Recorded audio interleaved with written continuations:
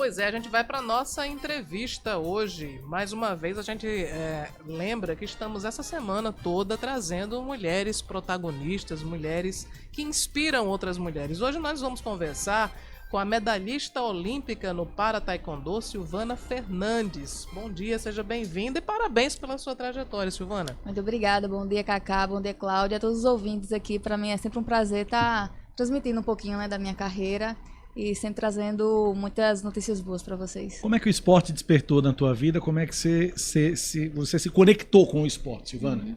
Eu sempre, na verdade, fui muito apaixonada pelo esporte, né? Eu comecei muito jovem, com 13 anos eu já estava me destacando no esporte paralímpico.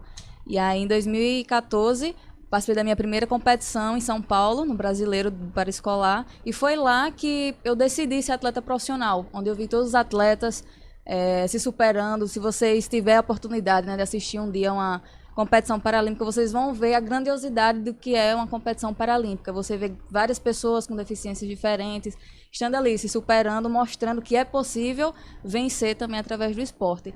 Então foi um dos motivos que eu decidi seguir essa carreira. Eu não quero mostrar para a sociedade que não é uma deficiência que pode impedir a gente de vencer na vida, né? Mas você disse que desde pequena sempre acompanhou o esporte. O que te chamava a atenção da pequena Silvana? Eu acho que a superação, achava muito legal. Os atletas, não só os para-atletas, mas como os atletas normais também, né? Aquela superação, aquela garra de vencer. Então aquilo, para mim, eu sempre achava muito fantástico. Então, no início eu pensava que era só uma paixão, mas eu não sabia ainda que eu teria o talento de chegar a ser um atleta profissional. Então foi no decorrer do esporte que eu fui descobrindo o talento, né? Na verdade, eu não iniciei pelo para-taekwondo, eu iniciei pelo atletismo. Então eu passei de cerca de 5 a 6 anos no atletismo, me descobrindo, até encontrar o esporte certo, que era o para-taekwondo, que foi onde deu minha medalha paralímpica. A família te deu apoio. Muitos atletas, eles reclamam da falta de incentivo do Estado, que é difícil, é sempre o pai trocínio ou a mãe trocínio, né? A família que banca, né, os treinos. Como é que foi para você essa realidade prática também? Ter o talento, mas às vezes as condições não ajudam muito, né? Sim, o início para todo atleta, né, é muito difícil, porque a gente não tem bolsa atleta, não tem patrocínios, então a gente, por exemplo, o meu era mais difícil porque eu era do sertão da Paraíba. Então eu sempre... Você é de onde? São Bento. Tá. Então eu sempre tinha que me deslocomover de São Bento para João Pessoa para poder participar das competições ou ir para São Paulo. Então sempre ia para empresários ou para o poder público para poder arrecadar algum valor e assim conseguir competir. Aí só depois que foi vindo as bolsas atletas que eu fui conseguindo realmente me estabilizar no esporte, mas foi um início aí bem complicado. Hoje você mora em João Pessoa? Isso, moro em João Pessoa. Você está praticando onde? Onde é que você treina? Como é que é a tua rotina? Hoje eu treino nos bancários, no dojo Valdelúcio Barros, né, a parte técnica do taekwondo, e a parte física eu treino na Wii Fitness no Manaíra. Por que o para-taekwondo? Então, é uma história bem interessante, né? Quando eu morava no sertão, e a gente sabe todas as dificuldades de estrutura, né? E aí, mesmo com esses impasses e essas dificuldades, eu ainda consegui ser bicampeã brasileira no lançamento de dardo, que era a minha prova. Só que chegou um certo momento que eu estacionei o meu resultado dentro do esporte. Então, o que é que eu conseguia melhorar isso, além daquilo ali? Isso, então o que é que eu vi? Eu teria que me mudar dali. E qual era a minha esperança? Vim para João Pessoa e treinar com o Pedrinho, né, que o técnico do Petrúcio. Então, eu falei com minha família, tive total apoio, falei com o meu primeiro treinador, né, que é Pedro Filho, que foi o que me descobriu no esporte, e disse, cara, a gente vai ter que mudar, buscar melhorias, porque a estrutura daqui não está mais me favorecendo a ter mais resultados. Então, em 2018, vim para João Pessoa, no intuito de melhorar meus resultados, e nesse mesmo ano, eu tive um impasse enorme dentro do esporte, que foi o seguinte, a minha prova de lançamento de dardo era a classe F46, e no ano seguinte ia ter os Jogos Parapan de Lima, que era em 2019. Então, o que acontece? Um ano antes, sai um cronograma de provas, né, com os índices para você alcançar e conseguir a vaga. E, infelizmente, a minha categoria no lançamento de dardo não abriu.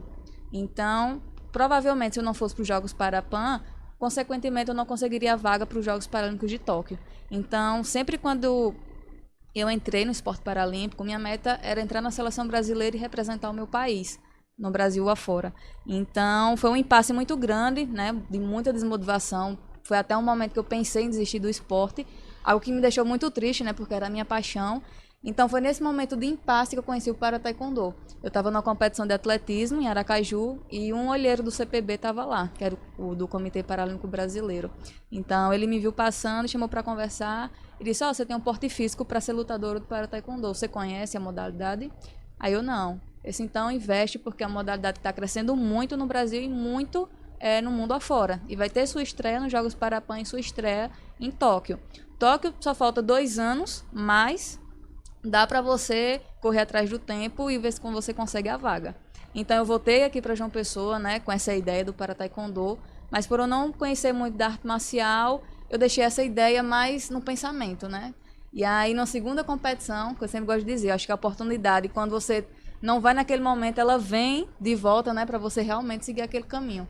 Então, em uma segunda competição, essa em São Paulo, essa mesma pessoa estava lá, perguntou se eu tinha conhecido e eu disse que não. Então, eu falo que ele lançou a proposta que mudou totalmente a minha vida. Ele marcou um teste para mim com o técnico da seleção brasileira e disse, ó, vou marcar esse teste e você vai lá. Se você gostar, você continua. Se não, continua no atletismo. Então, quando eu cheguei lá, quando eu coloquei pela primeira vez o meu pé no tatame, foi paixão à primeira vista. Fui muito bem elogiada pelo técnico da seleção. Disse, ó, Silvana, técnicas que você está fazendo agora, pela primeira vez, tem atletas que demoram 2 meses, 3 meses para fazer. Então, você tem essa facilidade de aprender. Então, eu consigo ver um futuro promissor para você. E não é que é impossível você conseguir a vaga para as Paralimpíadas de Tóquio, mas vai ser difícil. Mas acredito que com sua dedicação você pode conseguir. E eu lembro até hoje o que eu falei para ele, né? Eu disse, ó, nem que seja uma única chance, que seja pequena, mas pelo menos existe a chance, né? Então eu vou lutar, vou tentar conseguir, correr atrás do tempo aí para conseguir essa questão vaga. de ser uma pequena chance para você é um combustível, Sim. não é um desmotivador. Não, exatamente. Eu já vinha de uma desmotivação do atletismo, né? Então eu já estava procurando, nem que seja uma pequena oportunidade para poder conseguir essa vaga para Tóquio. Agora, Silvana, vou tentar descrever sua deficiência para o público que está nos ouvindo. Você Sim. tem um problema num dos braços, né? Isso, eu tenho a ausência do antebraço direito. Ausência do antebraço direito. Até que ponto, no seu início, no início da prática esportiva, essa deficiência, essa ausência do antebraço direito te atrapalhou? Então, quando a gente fala de para-atleta, automaticamente a gente já fala um pouquinho de desequilíbrio muscular, de biomecânica. Então, quando eu iniciei o atletismo, que eu corria 100 metros, lançava dardo, então já eram modalidades um pouquinho difíceis de fazer. Então, foi onde meu treinador entrou junto comigo, né? Ó, é difícil, mas você vai conseguir. Por exemplo, eu desequilibrava muito na hora de lançar o dardo, porque você tinha que correr e lançar. Então, tudo foi um processo, né, de aprendizagem, de equilíbrio, para conseguir fazer na alta performance. E no taekwondo? No taekwondo, eu iniciei com um pouquinho de facilidade, porque eu já estava há 5 anos numa modalidade, né, de alto rendimento. Então, isso me deu um pouquinho de passo mais à frente.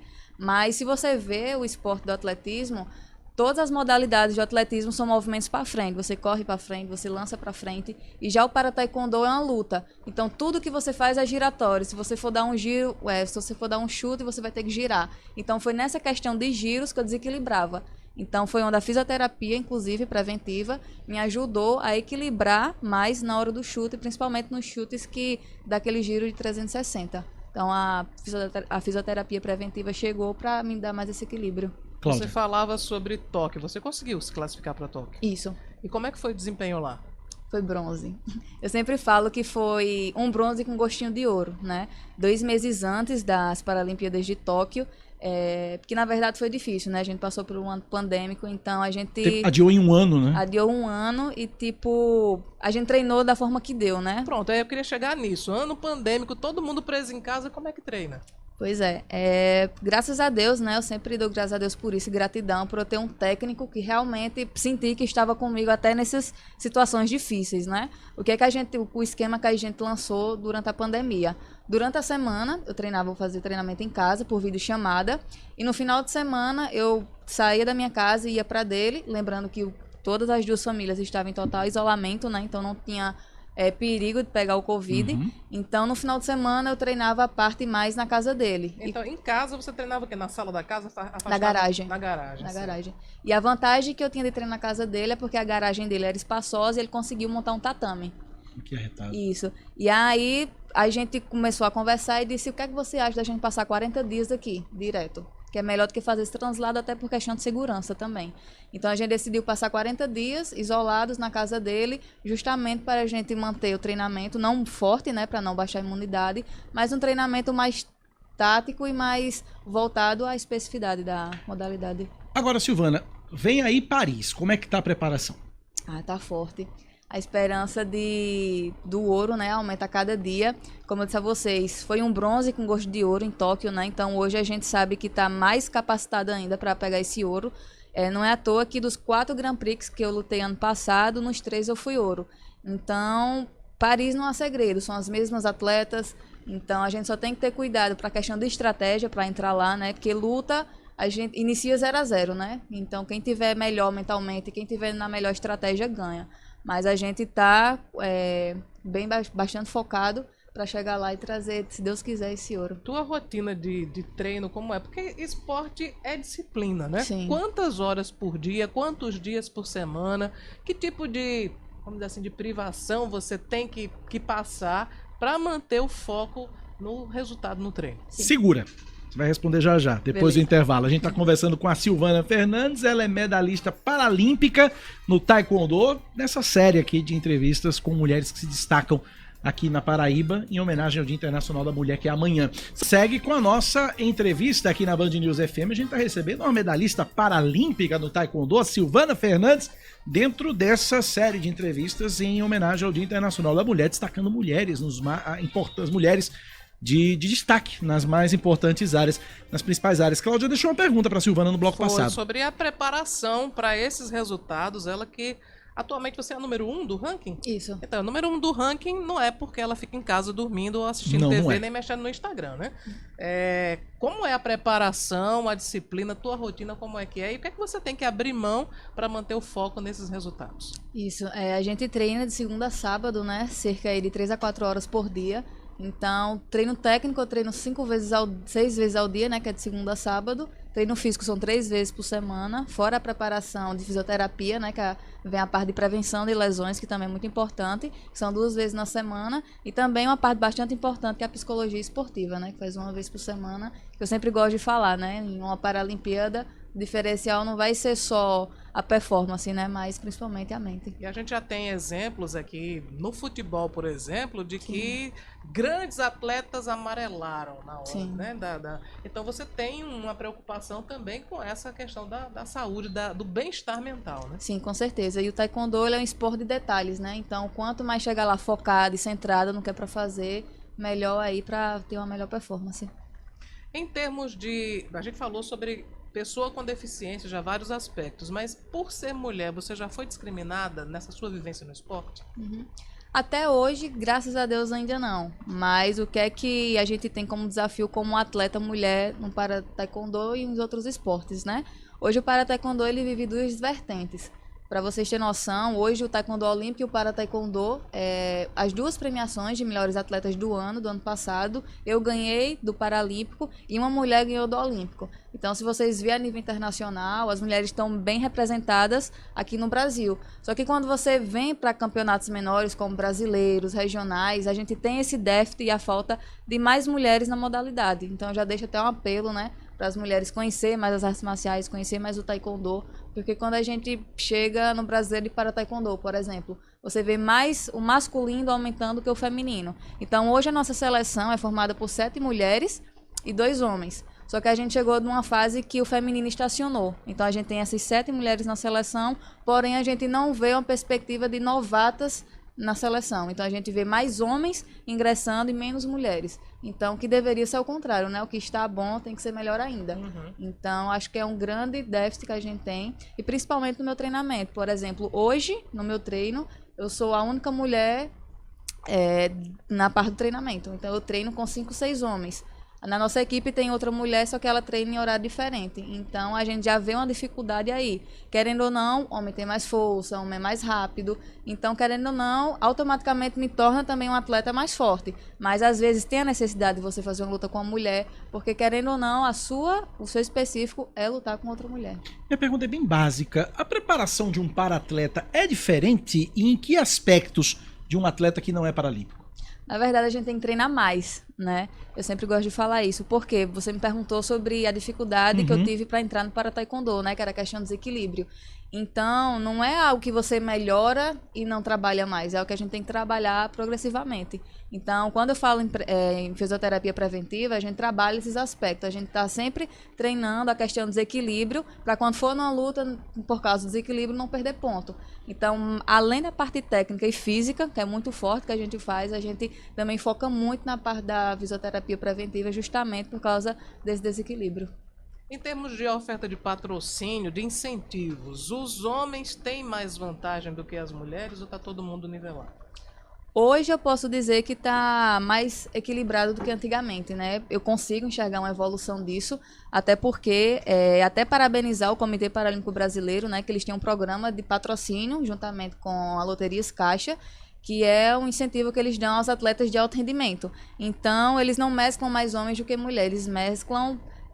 na verdade, pelo rendimento. Se você for mulher ou homem, teve rendimento, você está dentro do programa da Loterias Caixa e já começa a conseguir esse patrocínio. E a gente também vê o exemplo do governo do estado daqui, né? Que a Bolsa Atleta também ela é dada por mérito. Não tem essa questão de masculino ou feminino.